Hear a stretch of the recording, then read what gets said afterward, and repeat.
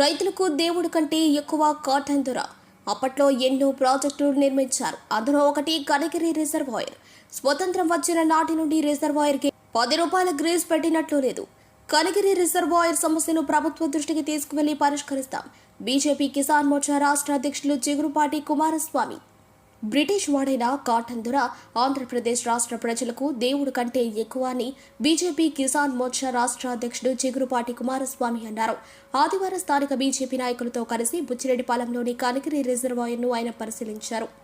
ఈ సందర్భంగా ఆయన మాట్లాడుతూ కాటన్ ధర ఆంగ్లేయుల కాలంలో కోట్ల రూపాయలు వెచ్చించి ఎన్నో ప్రాజెక్టులు నిర్మించాడని, వాటిలో ఒకటి కనిగిరి రిజర్వాయర్ అన్నారు. అప్పటి నుంచి స్వతంత్రం వచ్చిన తర్వాత రిజర్వాయర్ గేట్ల నిర్వహణకు 10 రూపాయల గ్రీజ్ కూడా వాడినట్లు లేదన్నారు. 100 ఎకరాలు ఉన్న కనిగిరి రిజర్వాయర్ నిర్వహణ అధ్వానంగా ఉందన్నారు. ఈ కనిగిరి రిజర్వాయర్ కింద ఇరిగేషన్ అధికారులు సైతం ఉంటారని, కార్యాలయం సైతం శిథిలావస్థకు చేరిందని, కానీ అధికారులు మాత్రం లక్షల్లో జీతాలు తీసుకుంటూ రిజర్వాయర్ నిర్వహణను గాలికి వదిలేశారని అన్నారు. ఈ సమస్యను ప్రభుత్వం దృష్టికి తీసుకువెళ్లి ఆధునీకరించేందుకు కృషి చేస్తామన్నారు. ఈ సమస్యపై బీజేపీ జిల్లా నాయకులు రేపు కలెక్టర్కు నివేదిక ఇవ్వనున్నట్లు ఆయన తెలిపారు. అదేవిధంగా రైతులు మద్దతు ధరకు మాత్రం ధాన్యం విక్రయించాలని, నెల్లూరు జిల్లాలో మిల్లర్లు, బ్రోకర్లు వల్ల ఇబ్బంది పడుతున్నారని, దీనిని రైతులు గుర్తించి ఆర్ఎస్కేల ద్వారా ధాన్యాన్ని అమ్ముకోవాలని సూచించారు. ఈ కార్యక్రమంలో బీజేపీ నాయకులు, కార్యకర్తలు పాల్గొన్నారు. రాష్ట్ర పర్యటనలో భాగంగా నెల్లూరు జిల్లా కూడా రావడం జరిగింది. ఏదైతే కనిగిరి రిజర్వాయర్ ఏదైతే ఉందో దీన్ని పరిశీలించాలని, దీని ద్వారా జరుగుతున్న ఇబ్బందులు కానీ, రైతులకు జరుగుతున్న మేలు కానీ, కష్టాలు కానీ తెలుసుకోవాలి. ఈ ప్రాంత రైతులు ఏ రకంగా ఉన్నారనే విషయం కూడా ఆలోచన చేసి వీరికి ఏమాత్రం అవకాశం ఉన్నా ప్రభుత్వంలో భాగస్వాములుగా ఉన్నాం కాబట్టి ప్రభుత్వంతో మాట్లాడి వీరికి న్యాయం చేయాలనే ఉద్దేశంతో ఇక్కడికి రావడం జరిగింది. ఇక్కడికి వచ్చాక రిజర్వాయర్ చూశాక చాలా బాగుందని చెప్పని నేను పైకెక్కితే గేట్లు రాకపోతే అది ఎప్పుడో 10 ఏళ్ల నాడు వేసిన తాళాన్ని రాళ్ళు పెట్టి పగలగొట్టాల్సిన పరిస్థితి వచ్చింది. ఇక పైకి వచ్చాక ఏదైనా గేటు పైకి వెళ్తుందా కిందకి వెళ్తుందా అని చూస్తే అది తుప్పు బట్టి ఇప్పుడు బ్రిటిష్ వాళ్ళు నాడు పెట్టింది తప్పితే స్వతంత్రం వచ్చాక దాని మీద 10 రూపాయలు గ్రీజు పెట్టిన పాపాన పోలేదనిపించింది నేను. ఎందుకంటే 100 కోట్లు కాటం ద్వారా బ్రిటిష్ వాడైనప్పటికీ కూడా ఆంధ్రప్రదేశ్లో ఉండే రైతాంగానికి భగవంతుడి కంటే ఎక్కువ కాటం ద్వారా అక్కడ కృష్ణా బ్యారేజ్ కానీ, ఇది కానీ, ఇటువంటి అనేక ప్రాజెక్టులు కాటన్ ద్వారా నిర్మాణం చేస్తే రైతుల కోసం ఆ రోజు గనక చేస్తే మనం సరైన న్యాయం చేయలేకపోవడం దురదృష్టకరం. ఏదైతే దీనికి సంబంధించిన విషయము ఇబ్బంది చెప్పారో దాని వాటర్ లీకేజ్ అవటం వల్ల, అది పూడిపోవటం వల్ల, ఎందుకంటే ఎప్పుడో తవ్వినది ఇది ప్రాజెక్ట్ అవటం వల్ల అది పూడిపోయింది. నిజంగా దాని నిండా నీరుంటే 2 పంటలకి రైతులు పండించుకునే అవకాశం ఉంటుంది. ఇవాళ ఒక పంట పండించుకొని 2వ పంటకి నీరు సరిపోని పరిస్థితి. అందుకోసమని దాన్ని రిపేర్లు చేయాలనేది ఒక మన రైతుల ఆలోచన.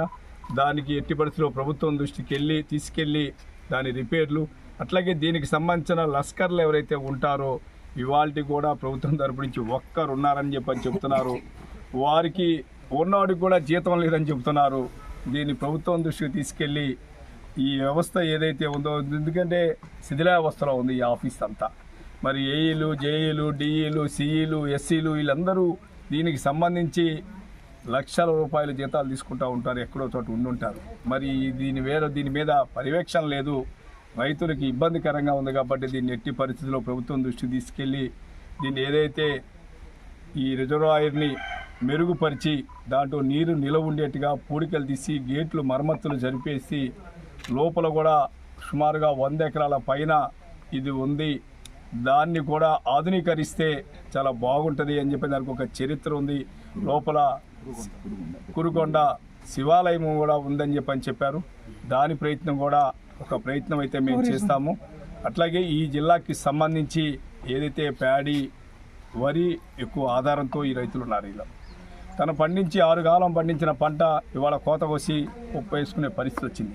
గతంలో లాగా కుప్పలేయకుండా మిషన్తో కోసుకుంటున్నాం మనం, ఎందుకంటే ఈ వాతావరణాన్ని కలిసి రాకపోవటం వల్ల రైతు. కానీ ప్రభుత్వం మంచి రేటు ఇచ్చింది ఇవాళ. కానీ మంచి రేటు 2200 రూపాయలు పైన రేటు ఇస్తే ఇవాళ దారుణమైన పరిస్థితి అంటే 1500, 1400, 1200కు బ్రోకర్లు వచ్చి కొంటున్నారు.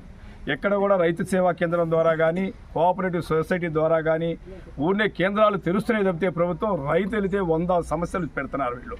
మీరు తడి ఒడ్లు ఉన్నాయి, లేకపోతే లారీ వచ్చి తీసుకెళ్ళి వెనక్కి తీసుకెళ్ళండి, 2 రోజులు ఆరబెట్టుకొని రండి, లేకపోతే ఈ తేమ శాతం 17 కంటే 22% ఉందంటాడు. కానీ ఆర్ఎస్కే కేంద్రంలో ఏదైతే రైతు సేవా కేంద్రం ఉందో, రైతు సేవా కేంద్రంలో ఒక మిల్లు ఉంటుంది, ఒక మిషన్ ఉంటుంది. అది ఇంతకుముందు వైసీపీ గవర్నమెంట్లో మాన్యువల్ మిషన్ ఉండేది, దాన్ని అడ్జస్ట్మెంట్లు చేసి రైతులను దోచేవాళ్ళు. కానీ ఇవాళ మాన్యువల్ మిషన్ కాదు, ఇవాళ ఆధునికమైన మిషన్ వచ్చింది, ఇవాళ కంప్యూటరైజేషన్ మిషన్ వచ్చింది. ఇవాళ రైతులు దీన్ని గమనించుకోవాల్సిన అవసరం ఉంటుంది. ఎక్కడైతే దీన్ని టెక్నికల్ అసిస్టెంట్ ఉంటాడు, అక్కడ టెక్నికల్ అసిస్టెంట్ కనుక అక్కడ ఏదైతే చెబుతాడో, ఇక్కడ తేమ శాతం ఏదైతే చెప్తాడో అదే తేమ శాతం రైస్ మిల్లు కూడా ఉంటుంది. కాబట్టి ఎక్కడ రాజీ పడకూడదు. అవసరమైతే నేను ఈ జిల్లాలో ఉండే ప్రతి రైస్ మిల్లర్ మీద నేను కంప్లైంట్ ఇస్తా. బ్రోకర్ వ్యవస్థని ఈ జిల్లాలో దారుణంగా ఉంది. ఆంధ్రప్రదేశ్లో అన్ని జిల్లాల్లో ఉంటుంది, కానీ నెల్లూరు జిల్లాలో అసలు నల్లి కంటే దారుణంగా కనపడకుండా ఉంటారు. ఈ వీళ్ళు మండలాలు గ్రామాలే పంచుకున్నారంటే, నేను ఇంతకుముందు మండలాలు పంచుకున్నారేమో అనుకున్నా, గ్రామాలే పంచుకున్నారు ఈ బ్రోకర్ వ్యవస్థ అని చెప్పి అంటున్నారు. దీన్ని ఎట్టి పరిస్థితిలో ప్రభుత్వం అరికట్టాలి. ఈ జిల్లాలో మంత్రి కానీ శాసనసభ్యులు కానీ ఆలోచన చేయాలి. అధికారం మారినంత మాత్రంగా రైతులు జీవితాలు మారవు. ఆలోచన చేసుకోవాలా. మన రైతులందరూ కూడా ఈ ఎన్డీఏ పక్షాన నిలబడ్డారు కాబట్టి ఈ రైతుల కళ్ళల్లో ఆనందం ఉండాలి తప్పితే కళ్ళల్లో నీళ్లు ఉండకూడదు.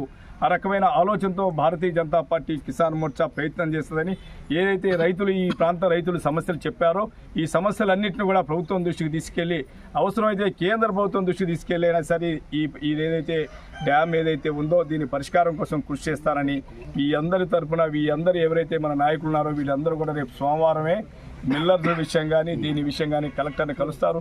కలెక్టర్ని కలిశాక నాకు విషయం తెలియజేస్తే ఇరిగేషన్ కమిషనర్ని కలుస్తాను, అవసరమైతే మినిస్టర్ని కలిసి సమస్య పరిష్కారం కోసం నా వంతు ప్రయత్నం అయితే నేను చేస్తానని మీ అందరి సమక్షంలో నేను హామీ ఇస్తున్నాను. అందరికీ నమస్కారం. ఈరోజు మన భారతీయ జనతా పార్టీ రాష్ట్ర అధ్యక్షులు, రైతు బిడ్డ, రైతు బాంధవుడు శ్రీ చిగురుపాటి కుమారస్వామి గారు రాష్ట్ర వ్యాప్తంగా రైతు సమస్యల మీద అధ్యయనం చేస్తూ ఎక్కడికక్కడ గవర్నమెంట్ దృష్టికి తీసుకెళ్తూ సమస్యల పరిష్కారానికి ఆయన వంతు కృషి చేస్తూ మాకు సపోర్ట్గా ఉంటూ మమ్మల్ని ముందుకు తీసుకెళ్తున్నారు. ఈరోజు నెల్లూరు జిల్లా పర్యటనలో భాగంగా ఈరోజు కనిగిరి రిజర్వాయరు ఇక్కడ ఉన్న ఇబ్బందులు అన్న తన కళ్ళారా చూశారు. ఈ సమస్యల గురించి అన్నకు వివరించడం జరిగింది. ఇప్పుడు అన్న మాటలో రైతులకి ఏం చేయబోతున్నారు అనేది మనము విందాము.